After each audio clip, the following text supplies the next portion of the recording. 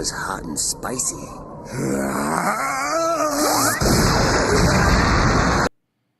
He's dead, but he lives. What's up, pups? Happy Friday. We are back. 'Tis Friday. Another Power Up podcast show. Been playing some Sparking Zero yesterday. Gave my thoughts about it, so I'm thinking we'll probably hop on maybe later tonight, maybe like an hour after the show here, to play some more. But we got some articles here. For those of you who are new, this is the Power Up Podcast. It's a show that talks about pop culture, ranging from the good, the bad, the ugly, and sometimes the spiritual, supernatural, if you will, if it comes down to it. Talking scripture and whatnot. Giving you some nuggets there. But I'm just a guy who wants to give his 2 cents worth in this chaotic feel that is pop culture, because I think it needs to be revived in terms of the nostalgic spirit. I think it's dying, and it's being infested by woke garbage. And we need to do our job to get rid of that crap, because it was good back in the day. So why it had to come to this, who knows? But here we are. If you're new, hit that subscribe button, smash that thumbs up, and ring that bell to get notified when I go live. Usually Mondays, Wednesdays, and Fridays, the Power Up Podcast Show, 8 p.m. Central Time, 9 Eastern, and then Tuesdays and Thursdays, and over the weekend, we do just gaming. Roughly around the same time during the week, 8 p.m. Central Time, and then the weekend, kind of in the afternoon.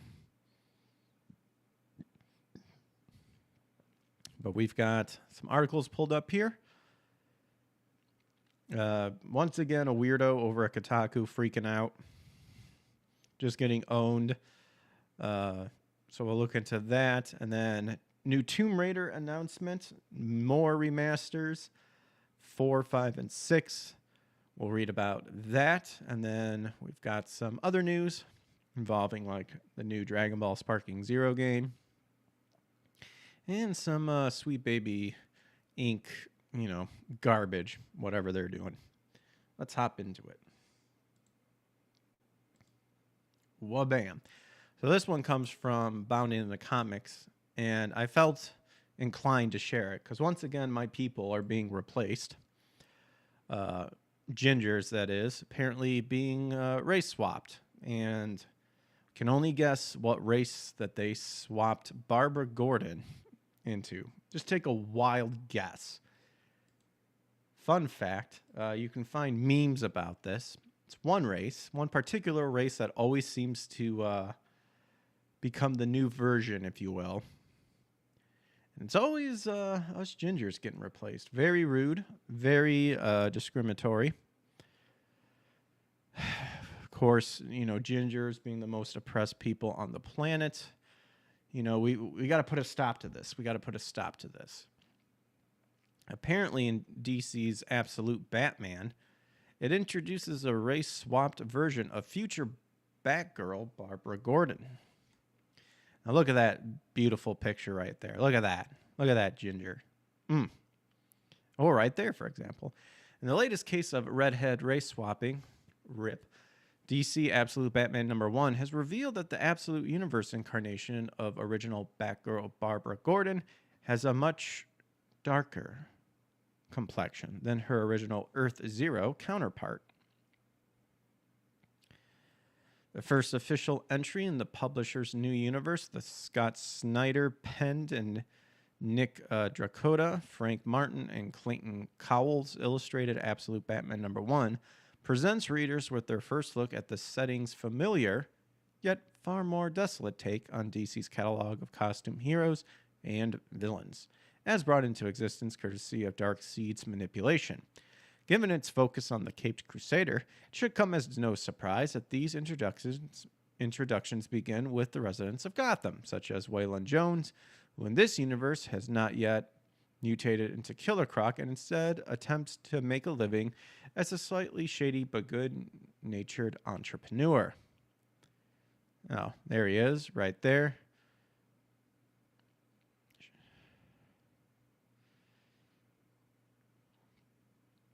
think I'm assuming. Oh, right here. Yeah, Bruce Wayne.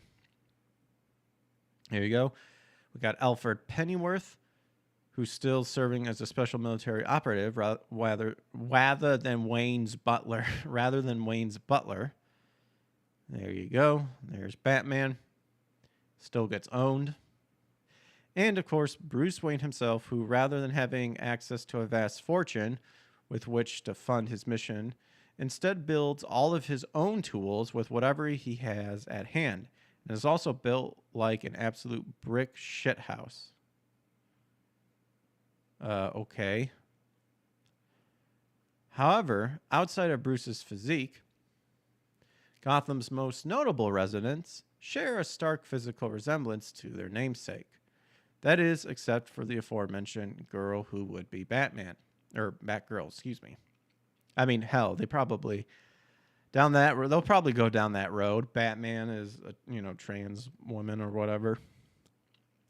It should be noted that while a childhood photo of Bruce and Waylon with their friends and fellow orphans shows Celine Kyle, otherwise known as Catwoman in Earth Zero with dark skin, this is presumed to come from her half-Latin, half-Irish ethnicity, as established in 2000's Catwoman Volume 2, number 81, rather than a Julie Neiman-style race swap. Oh, but that won't stop them from, destroying an established ginger. As seen during the party animal gang's run on Gotham City Hall, after hitting the floor to dodge a barrage of bullets, Commissioner Gordon reaches for the hand of a black police officer who responded to the commotion by yelling out, "Dad!" before he tells her, "Barbara, just get everyone out of here." Based on the arts issue alone, it's unclear if Gordon himself is of black descent, a la Matt Reeves' cinematic The Batman. Wait, they really made Gordon black in that? Or if Barbara gets her skin color, or is it like a racial marriage, or biracial marriage, excuse me. Or if Barbara gets her skin color from her mother. Well, there she is, right there. Rip Ginger. Of course, as Bat fans already know, this new aspect to Barbara's identity marks a stark deviation from her usual comic book depiction as a white redhead. Notably, this is not the first time Barbara has been race swapped by DC, as she previously received the treatment in both the YA graphic novel Gotham High, the Lego Batman movie, and the shelved and destined never to see the light of day Batgirl solo film, wherein she was set to be portrayed by the ethnically Dominican Leslie Grace. This bit of modern audience updating aside, Absolute Batman #1 is a solid first outing for DC's Absolute Universe and is currently on sale now at whatever comic book store still remains. Well, there you go. We got to stop this race swapping of gingers. Why can't we just let gingers be and be themselves? Ridiculous. Ridiculous.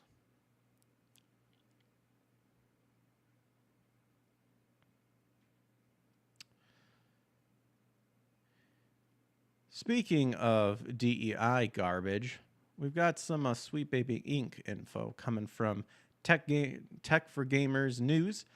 Sweet Baby removes clients from site to hide games it is involved in. So they are doing absolutely terrible to where they now have got to hide their bastardizing of games by simply just changing their website entirely.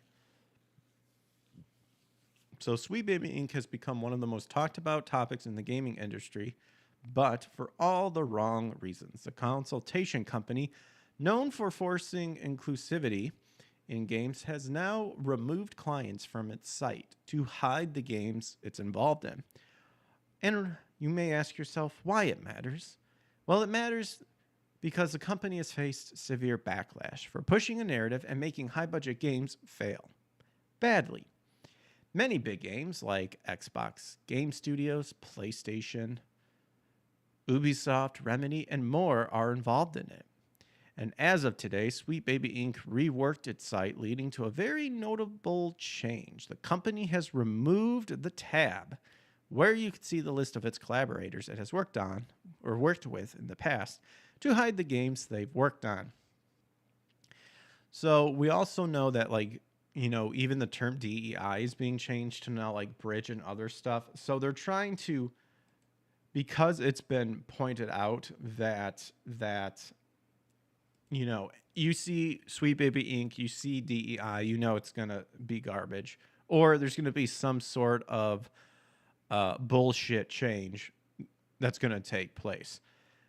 You'll have straight up DEI games like Concord, which apparently still being worked on and might be coming back. I'm going to assume as a free to play, because there's no way they'll dump more money into it. Unless Sony just wants to fail, I guess.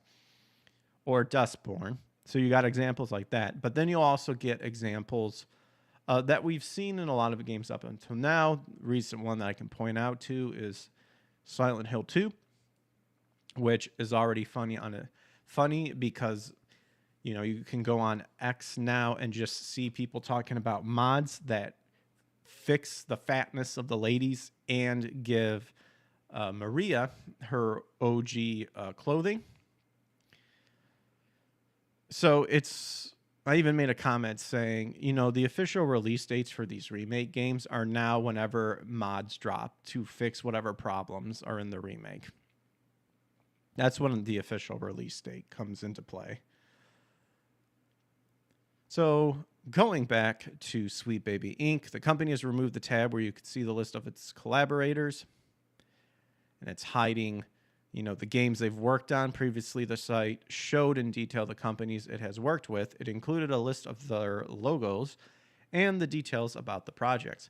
However, now the site has become plain and just shows a few featured projects and the services the company offers. So here's the OG displaying all of their clients.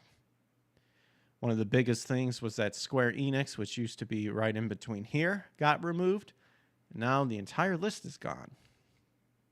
So gamers have been criticizing the company ever since it surfaced.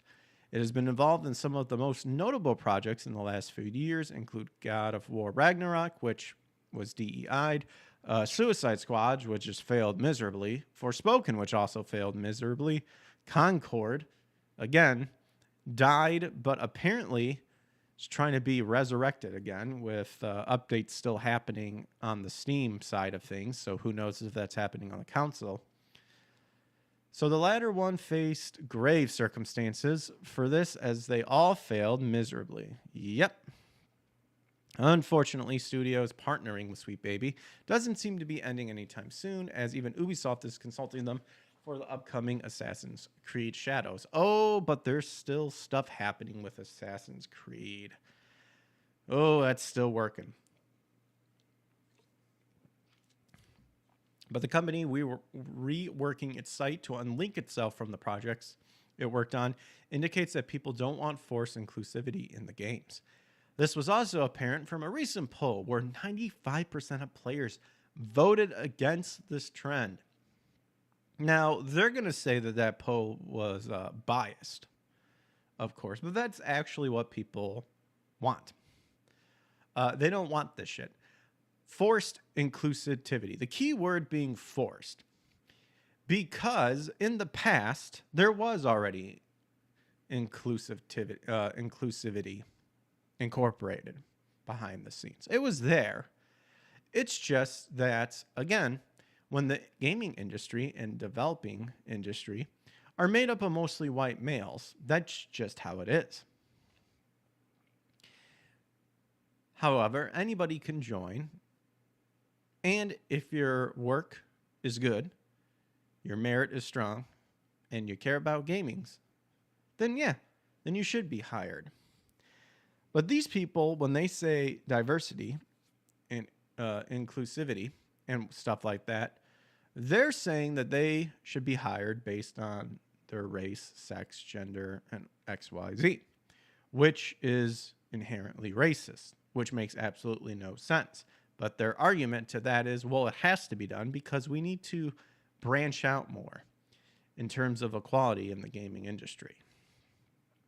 Again, that funny thought process of an answer or a question that I've asked in which an answer has still yet to be given is, how does being racist, bigoted, sexist fight against racism, sexism, bigotry, and all that stuff?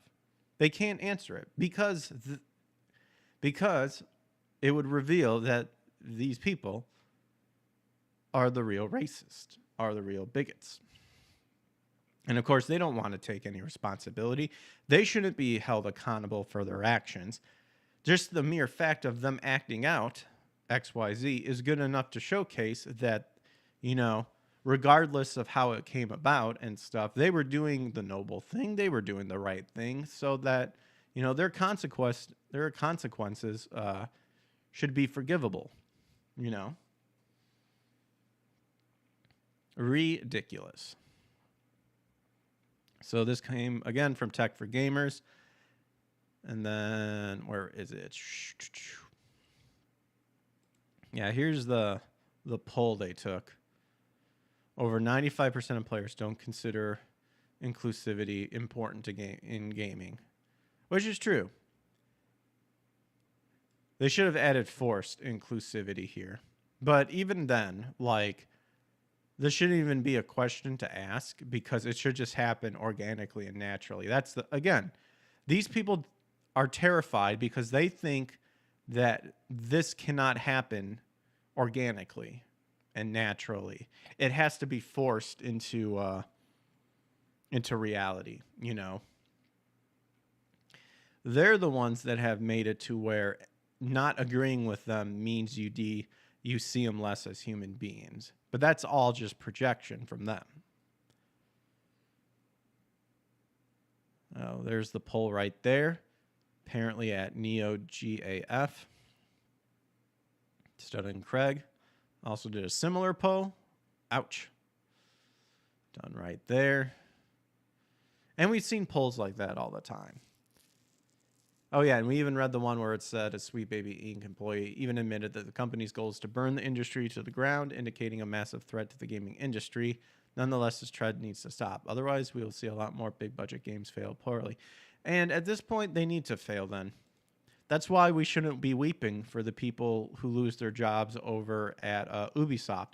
It sucks, yes, and I wish it wouldn't happen. But these people asked for this.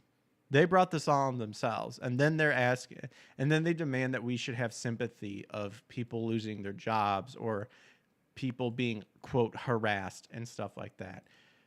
And, 9 times out of 10, when you look into it, they are the ones that are actually doing the harassment. Case in point, from a later article that we'll read here, is, Odd Tales founder Tim Soret applauds Moon Studio CEO Thomas Mahler's instructions to Kotaku senior editor Alyssa Mercante from that Park Place article. We'll read that. But we still got to talk about Sweet Baby Inc. Showcasing that, that they want to destroy it and stuff. And even the CEO, Kim Belair, recently did like a presentation or something, making fun of, Elon, calling him a buffoon, pretty much making fun of like, oh, we're the ones being harassed, we're not wokeifying games, blah, blah, blah, blah, blah. It's like, you most certainly are. The proof is in the pudding, and it's been there for a long, long time. Everyone is just huge narcissist when it comes to it. Sweet Baby Inc. redesigns its website to remove client and game list as well as hide its woke agenda. So this is that Park Place article covering kind of what we just talked about. And again, they're redesigning the website to remove its client and game list to hide its woke agenda to potential clients. And yeah, at this point, whatever these people saying they're the victims, we're not here to woke and stuff, do not believe them, because there are literal past presentations of them stating exactly their intentions. So these people project their retardation onto us into thinking that we would be fools to not remember what they've said in the past. And it's like, oh no, we remember. The internet never forgets.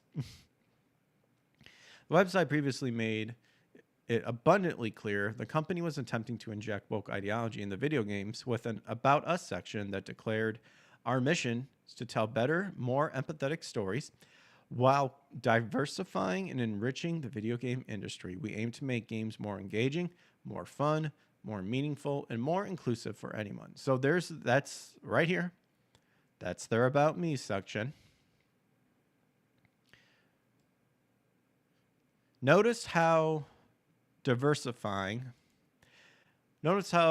claiming that in order to make more empathetic stories, it needs to involve diversifying, which will ultimately lead to enriching the video game industry. And by doing that, it will be more engaging, more fun, more meaningful, and more inclusive for everyone. But the thing is that it's been like that forever, like we've said. This existed in the past, and it worked because, again, it wasn't forced. It just came naturally. It came organically. This idea that, like, oh, there's this underrepresented minority inside the gaming industry that will just never be able to tell their own stories or XYZ is non-existent. Case in point, Dustborn, Concord. They did it. They made a video game, and it failed miserably. That's what they don't want to admit, is that shit doesn't sell. And the same thing with Silent Hill 2, your Baldur's Gate 3, and whatnot.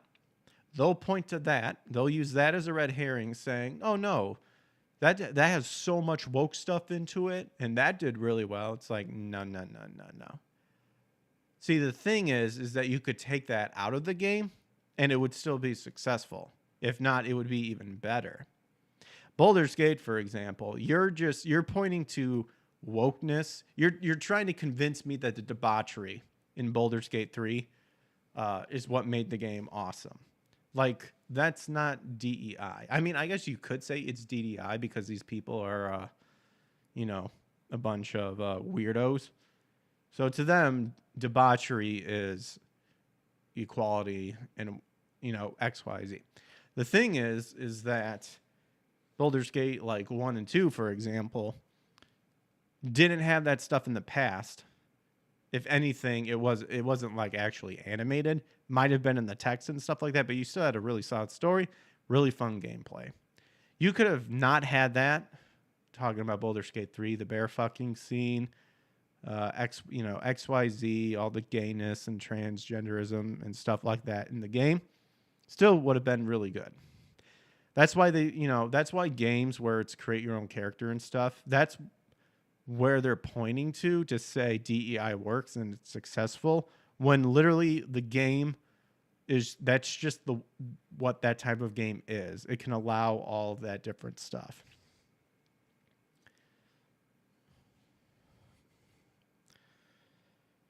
So it also features an outreach section that stated new and marginalized talent can change its industry if given the proper support. See, right there, literally what I was talking about.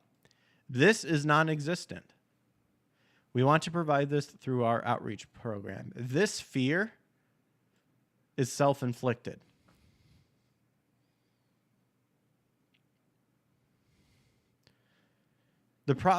What they're saying is we want to give people the marginalized talent the proper support. What they're saying is they want to give hand-me-outs. Handouts, because these people actually think that the people that they're saying that are marginalized will never make it. Therefore, they are the saviors that will help them get to where they are. To where everyone else says, one, you can easily apply if you want to and go into it and whatnot. All that's requires of you is what your talent is, what skill level you're at, what your merits are, what your all that stuff. Stuff that's like takes place in any sort of job hiring. Like people say I'm not going to get hired because my last name is like Indian or something something's retarded like that. That says more about you than what it does about the hiring process, you know? You know, I need a handout. It's like if you need a handout, then it must mean that you suck at what you're doing. But I shouldn't say that because that's not always the case. I just noticed that usually when it's people like this that say that, it just means that they don't want to put in any sort of work or anything. Anyway, it also lists the various projects the company had worked on, including Alan Wake 2, failed. Sable, never heard of it. Battle Shapers, never heard of it. Spider-Man 2, oh, people got pissed off about that one. God of War Ragnarok, yep. And Usual Jane, haven't heard of it. While these were the featured games, you can navigate to the site's projects page and discover more of the company's games, such as Suicide Squad Kill the Justice League, failed. The Crew Motorfest, I don't know. It wasn't buzzing, so I'm assuming it failed. South of Midnight, sure. Yeah, I know none of these games. Alan Wake 2, I do. Mediocre sales, garbage. God of War Ragnarok didn't do good as the first one. Spider-Man 2 definitely didn't do good as the first one. And then kind of like what we saw at the last, with the last article based on this, they got their clients list. They also got rid of this. All those sections have been removed and replaced. Now the company describes itself as an award-winning team of writers and narrative designers, more like a bastardizing team of writers and narrative designers who help bastardize stories. With over 30 games shipped from AAA, indie, and solo developers, we are not just contractors. We are storytellers who can take your project to the next level. And by the next level, they mean like the level before. They de-level you. They don't advance you. The next level means like if you're at level 40, their version of the next level is like, we're going to take you back down to that level 35. That's what they mean by next level. It then lists the various, and I think this is the new Sweet Baby Inc. That's what they replaced. They replaced that, I believe, with that. So it then lists the various services it provides, including script writing, consultation, and authenticity and sensitivity. Okay, what the hell? If anything, maybe script writing. Maybe script writing. But this, don't need. This, don't need. What the fuck does authenticity mean? And sensitivity, definitely don't need. So under script writing, it states, we work within scope to cover all of your script writing needs, from cinematics to dialogue to naming 500 pieces of armor. We know every word counts. Well, I mean, I feel you could just go with someone else. Or wouldn't there already be someone that's already hired to do that in the script writing area? For consultation, the company wrote, no matter the stage of production, we can strengthen store pitches, world building, and character development needs, and other narrative design demands. What? I would go, no thanks. Next. Finally, okay, this is what I want to know. Authenticity and sensitivity. We approach sensitivity by working with your existing narrative and documentation to bring out its natural authenticity and emotional resonance. We don't look for red flags. We highlight green ones. Bullshit. They don't look for red flags. I call bullshit on that one. They absolutely do. Because when they point out that there's not enough diversity and inclusivity, to them, that is a red flag. Oh my gosh. That's a lie, a straight up lie. The site then lists a number of featured games. We've read that already. There's what they did. There's the new screenshot of the games that they worked on. I mean, look, notice how they really, they made God of War Ragnarok the dominating pick while all the other ones are kind of like smushed smaller because I know they fucked up on it, especially Suicide Squad. I'm surprised they even had the balls to even include Suicide Squad. Finally, it features a new outreach and workshop section that states our experienced team of writers and narrative designers are ready and available to provide workshops, talks, and general insight to your team. Let us show you how we dig beneath the narrative surface. And this site design comes in the wake of Sweet Baby Inc. removing Square Enix and Nereal, a subsidiary of Devolver Digital, from its client list. The company provided no explanation as to why these developers were removed. And then an investor, back at Square Enix questioned the company's relationship. We've read about that too.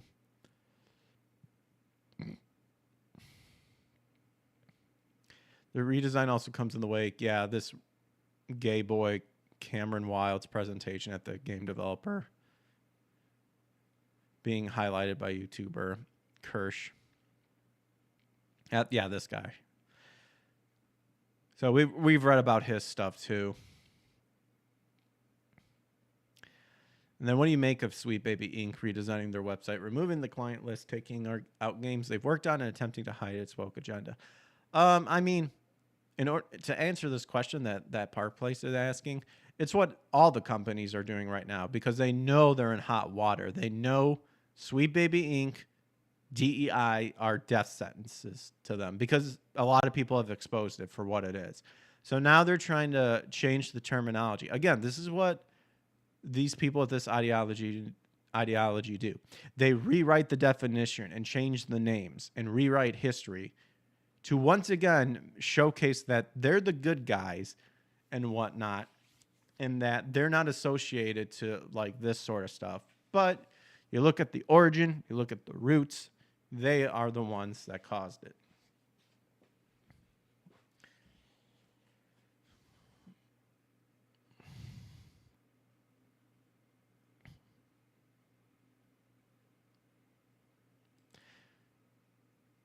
But now, some sweet news. Tomb Raiders 4 through 6 Remastered has been announced. Done by Aspire Media, who did the first 3.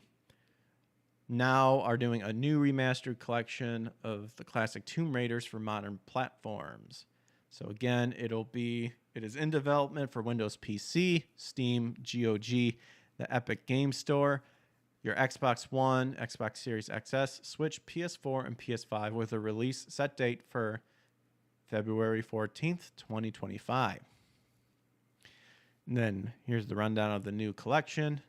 Play the next series of Tomb Raider adventures in this remastered collection of the Darkness trilogy that includes The Last Revelation, Tomb Raider Chronicles, and Angel of Darkness. I still need to finish Tomb Raider 3. You can see the classic and the remastered visuals, travel the globe, experience Lara's darkest adventure. And there you go, right here. Melanie Mack pointed out that they gave her the guns that they kind of got rid of from the first 3 games or something. So there you go. I think it'll be good. It was still interesting that Aspire did kind of censor something like the posters from the past, but they claimed it was a programming issue and they re-put it back in, but it wasn't the OG picture. It was like an additional picture. So a little sus, still a little sus, but I think, Aspire Media, they actually do care about the games. I will say that. Video Game Chronicle also covers it. Coming on February 15th. Each game in the collection will be a remaster with modern control options, photo mode, trophies, and achievements, and more. Excuse me. According to Crystal Dynamics, it'll be available to pre-order now for $30, $29.99. I wonder if they'll put in a stupid warning sign too, like they did the last time. Probably. We'll go ahead and watch the trailer, though.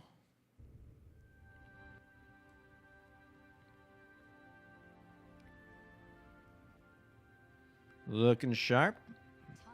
There she is. Classic Lara. The OG Lara. Doing them flips. Flipping over blades. Ooh. That's pretty cool. I haven't played any of these games, so it'd be a fresh experience for me. A new first-time experience.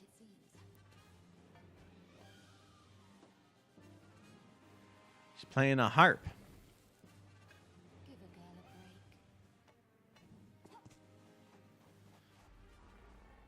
Wasn't some of this made for PlayStation 2, I believe, right? There you go. Good job, Aspire. Fuck Crystal Dynamics. What up, Scotty? Yo. What up, yo?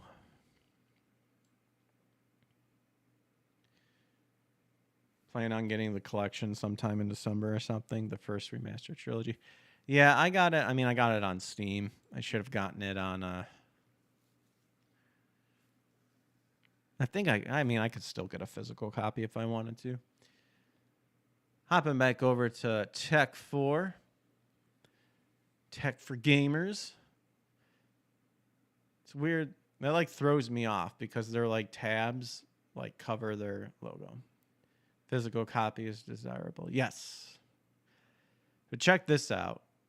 Yeah, Dragon Ball Sparking Zero just like dominating. Launches to an overwhelmingly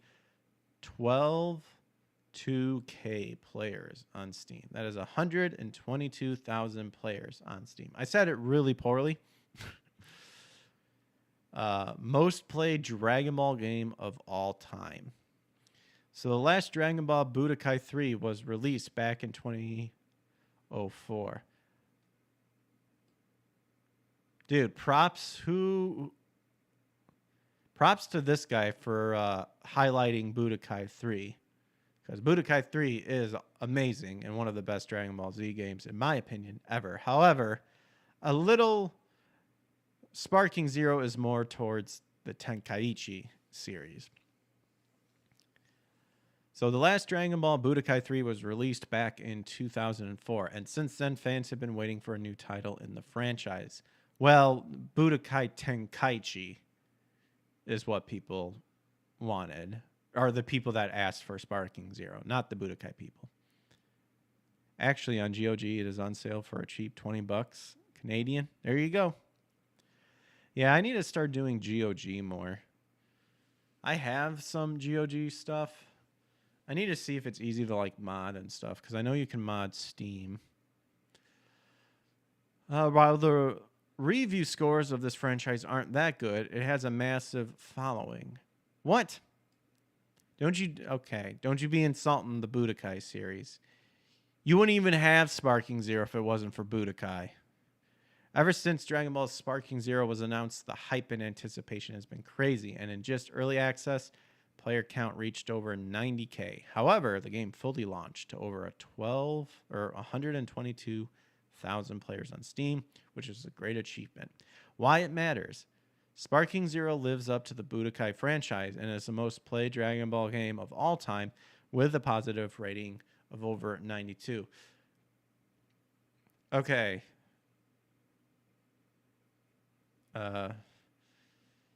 Obed, I appreciate you, but Sparking Zero is based on the Budokai Tenkaichi series, not the Budokai series. Definitely is easy to mod, but best of all, because of their general policy, you can burn off the games. Yeah, I think I tried playing Beyond Good and Evil, because I had it for the 360 for my Xbox One, because I bought it a long time ago digitally. And I was trying to like emulate it and see which emulation was the best. A lot of people are saying if you want to play it for a computer, get the GOG and then use some mods, but I couldn't get it to work or something. But anyway, ever since Dragon Ball, I read that.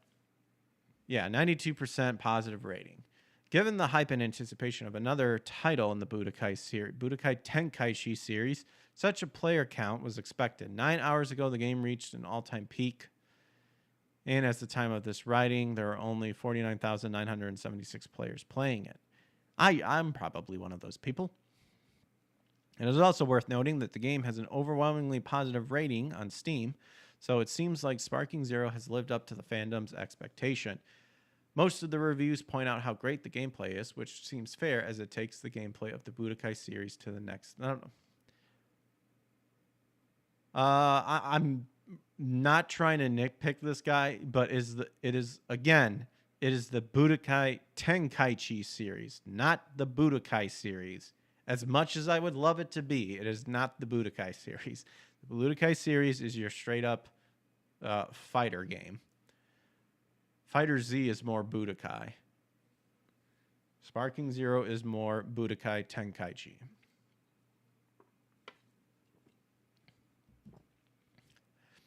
However, the players seem to have an issue with the game's difficulty. Some are even saying that it is harder than all of Souls, which seems like no way. Dude, okay.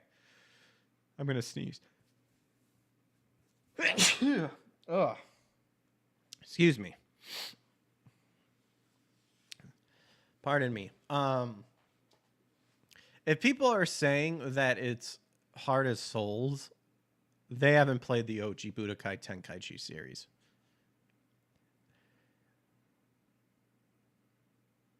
And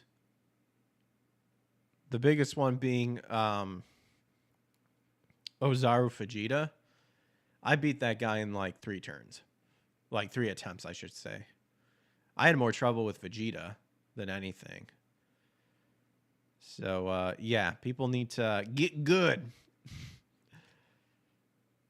Bandai Namco also trolls fans by saying lower the difficulty. So overall, the Dragon Ball fandom seems to be having a good time with this long-awaited entry. Fans would also be delighted to know that Dragon Ball Sparking Zero is now the second most played fighting game launched on Steam. Naraka Blade Point is the most played one, and Street Fighter 6 is in 3rd place. What do you think about the latest entry in the Budokai series? Have you played it yet? Let us know in the comments below. Can I, like... Oh, I gotta log in. I was gonna log in as a guest and be like, I appreciate the article. However, Sparking Zero is based on Budokai Tenkaichi, not the Budokai series. Maybe I will offline. This is a new site that I found for news and stuff like that, and I'm liking it so far. But yeah, I'm loving the Sparking Zero. I think it's very solid. I definitely give it a... what did I say? An 8 out of 10 last night? Maybe in terms of like the entire series, I would bump it up to a 9. In terms of like throwing it in the best like of the Budokai Tenkaichi series, definitely 0 and definitely fleshed out a bunch of stuff like 9 out of 10 for sure on that. Heard a lot of good things regarding Zero, though it's hilarious. People are getting filtered. I can definitely see some censorships. You're free to update your thoughts on it. Yeah. No, I just don't want to go through the signing process right now. But... yeah, Dragon Ball Z dominating, man. So this is another one buzzing around that's been happening on X. Some girl made a comment about being a consultant, X something. I forget what it was, but she said she was part of a group that worked on consultation for video games and in the dev. And they listed Ori as one of those games. And then Moon Studio CEO Thomas Mahler responds to said girl and go, I don't know who you are, which led into like a little bit of a, conversation and blowing up on X to where it's like, you're an avatar, you're not using your real name, so I don't know if you worked on it, and I don't recall you. And because of this, Alyssa Mercante, who just cannot keep her damn mouth shut, the retard at Kotaku senior editor, had to make a comment about it. We'll probably read about it. And thus, Thomas Mahler replies in a very good way on how to handle retards like Alyssa. and she got pissed about it. But it seems like Odd Tales founder Tim Surratt applauds Moon Studios CEO Thomas Mahler's instructions to Kotaku senior editor Alyssa Mercante. Now, I did see the post of what he said about let me explain something to you, because I don't know if it was her, but Kotaku wrote a hit piece about him in the past. Now, he explained stuff to her, and she just responded with like a picture or something. So I would not at all surprised that she took that as like mansplaining. I even made a comment about it. But anyway, Tim Surratt, the founder of game studio Odd Tales, which is currently working on The Last Night, applaud Moon Studio CEO Thomas Mahler on his response and instructions on how the video game industry works to Kotaku senior editor Alyssa Mercante. He should have charged, too, because, I mean, God forbid she knows anything about the video game industry. So it all started when Mahler made it clear that a woman who implied she worked on Ori and the Will of the Wisps, a good game, by the way. Well, I think I played in the Blind Forest. I think Will of the Wisps is a sequel. Did not work for Moon Studios or on the game at all. He responded to the woman, who admitted she worked with Xbox user researcher and not for Moon Studios, writing, "That could explain it. I didn't want to cause you any trouble. I just saw you posting that you worked on Ori, and I had no idea who you are." Very neutral response, very solid. And once again, the woman lying, because apparently she was just an Xbox user research and not working for Moon Studio. And because people pointed out at her, she then began insulting people online and all that. So, in addition for going, I don't know who you were, just saw your post that you worked on Ori, and I had no idea who you are. And I think she explained, like, my name's this, blah, blah, blah, blah. He then added, since you're calling people names online, I thought it was important to inform people that you never actually worked for Moon Studios and that you didn't ever directly engage with anyone at Moon. Always be nice to people, Ray, even though you disagree with Mahler advice. I think her name is like Catherine Ray or something, or it was Catherine Ray, and then she might got married or something like that. I think her name was Catherine. But there's the post. Solid dude. Reasonable explanation. Very neutral. Don't see what the problem is. However, Alyssa Mercante had a problem and had to comment and said, dickhead. And Mahler initially replied, I don't know who you are. Look at that ratio. 18 hours ago, probably later. But look at that ratio, and I'm sure she ain't getting traction to overwrite that ratio. Ouch. I'd say go suck a bag of dicks, but we've seen posts of her making statements like that. That makes you wonder, makes you question. Smash JT has covered it, and we know how pissed off she's at with Smash JT.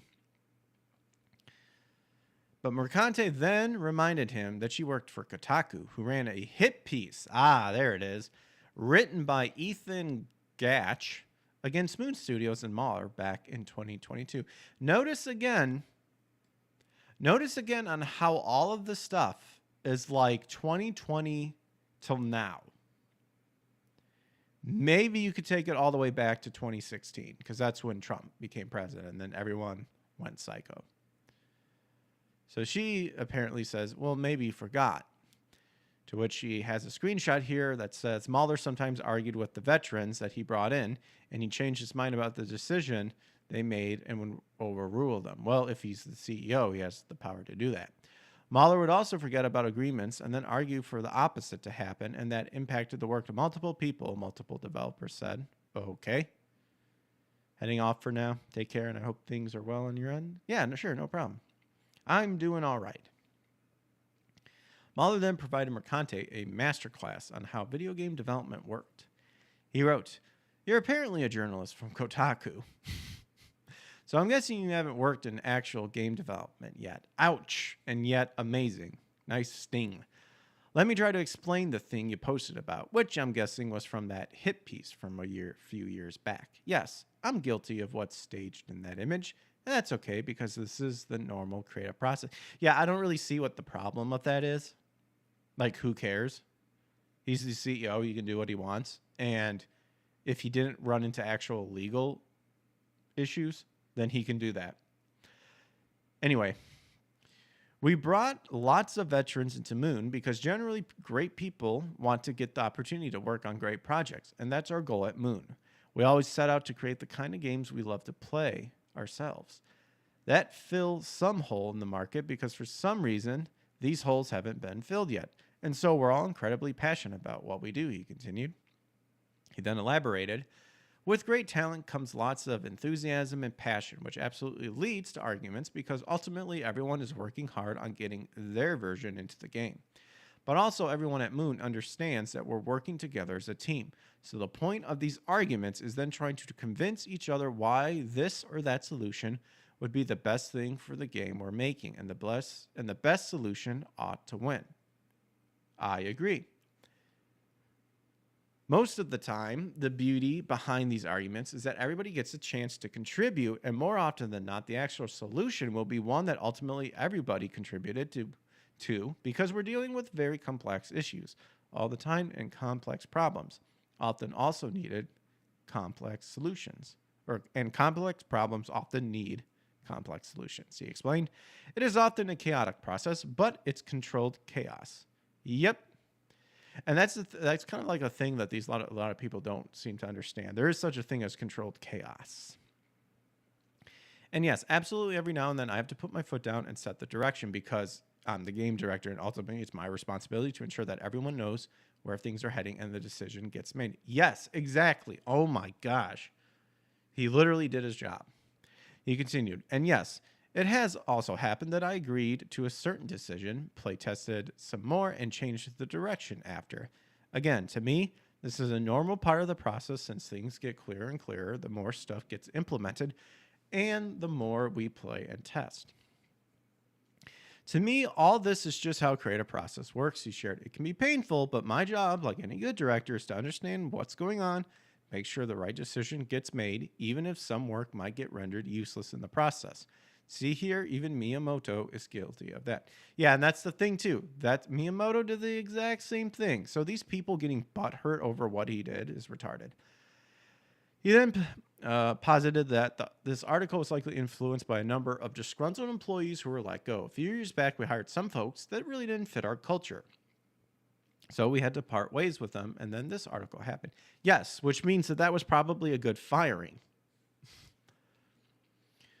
Wasn't a great feeling to see some ex-Moon folk talk badly behind our backs, but ultimately, it just made it clear that these folks shouldn't have worked at Moon in the first place. Okay, yeah, Thomas Mahler is based. And I hope they're happier now wherever they landed. I don't know why you're out here cursing out game developers and what your whole deal is, but I hope that gave you some insight into the creative process and its messiness and beauty, he shared. He then concluded writing, I hope you have a nice day. Yours, dickhead. And then Soret reacted to Mahler's instruction, with Mercante writing, perfect reply from legendary co-founder of Moon Studios to the worst kind of journalist. He added in a subsequent post, compared to music or cinema, game journalism tends to be the extremely hostile towards its creators, stemming from a fundamental misunderstanding of the nature of the creative process. And then what do you make of Soret's reaction to Mahler? Good. Glad he supported him, and more people need to come out with that. And like I said, and even what he admitted, is that these people apparently were just not the fit. They didn't fit. So, removed. And because they immediately went to a hit piece, sounds like you made the right decision. Well, that is based. And that's kind of all I had for tonight. So we can go ahead and wind down here with checking out what games were released today from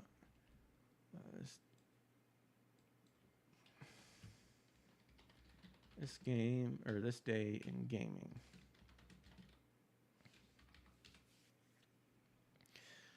You can check out And then on Moby Games, let's see, it is the 11th. What games got released today? Going first with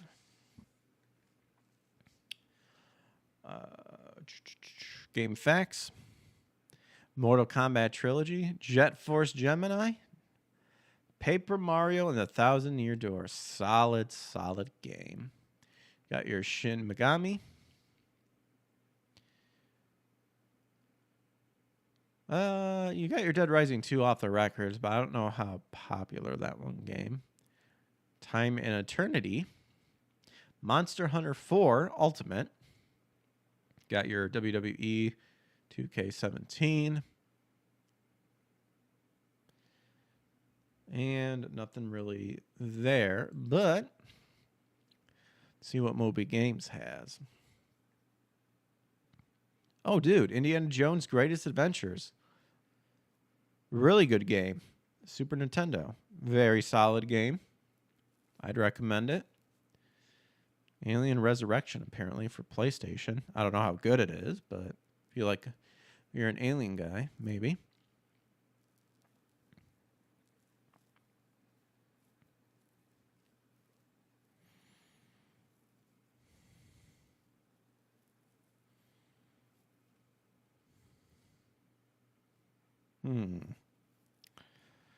What else do we got in here? Another Aliens game, Infestation. Forza Motorsport 4, if you like that.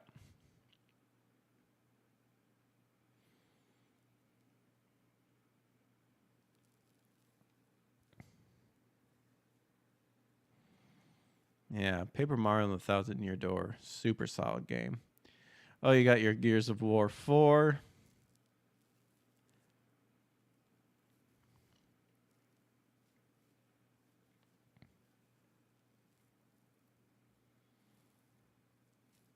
Let's see.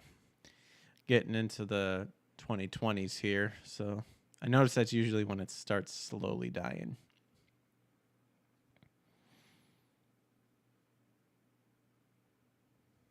Yep, pretty much it. But there you go. Some really good solid games there. Thousand Year Door.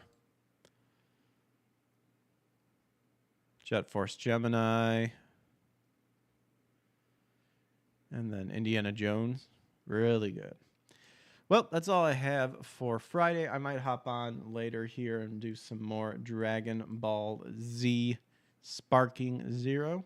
But thanks to everyone who decided to come and hang out with me tonight. Hope you enjoy the show. If you're new, make sure to hit that like and subscribe button and turn on notifications to get notified when I go live. We're on YouTube, Rumble, and X. But you guys have a good rest of your night. Take care. God bless, and I'll catch you on the flip side. Peace.